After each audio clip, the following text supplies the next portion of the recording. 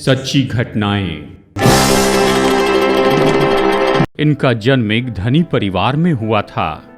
बड़े शान और शौकत से इनकी परवरिश हुई थी।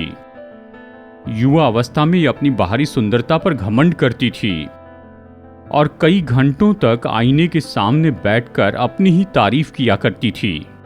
यह अपने भीतरी मनुष्यत्व यानी अपने हृदय और अपने प्राण की देखभाल करने की परवाह नहीं करती थी।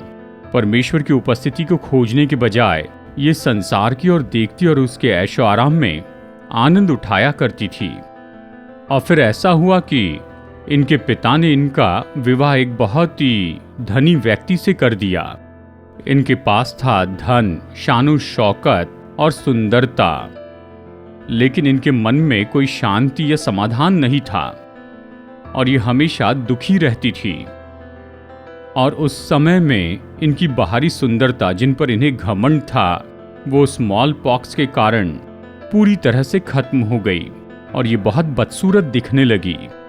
ऐसी परिस्थिति में इस स्त्री ने अपनी भीतरी कीमत को और अपने अलग होने को समझना शुरू किया और स्त्री ने परमेश्वर को खोजना शुरू कर दिया।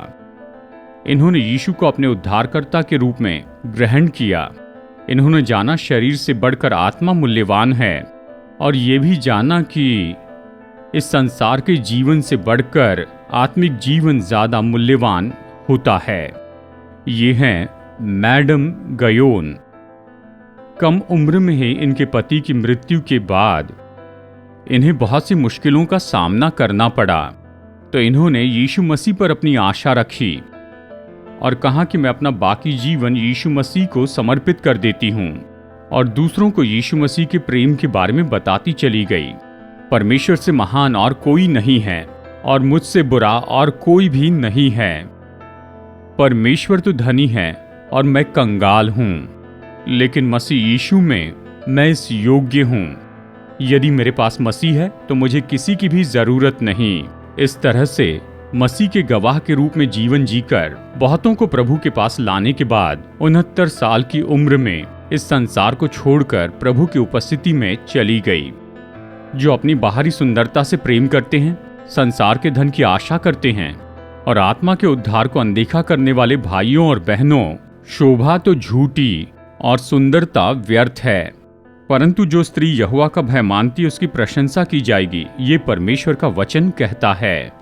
परमेश्वर ने दी हुई सुंदरता, बल, बुद्धि, शोभा का उसके नाम की महिमा के लिए उपयोग करें और अपनी आत्मा के उद्धार की इच्छा के साथ में जिएं। जब आप इस संसार को छोड़ेंगे, आप इस मिट्टी की देह से पार होकर महिमा में देह पाकर प्रभु के पास जाएंगे कि युगान युग तक प्रभु के साथ में राज्य करते जाएं।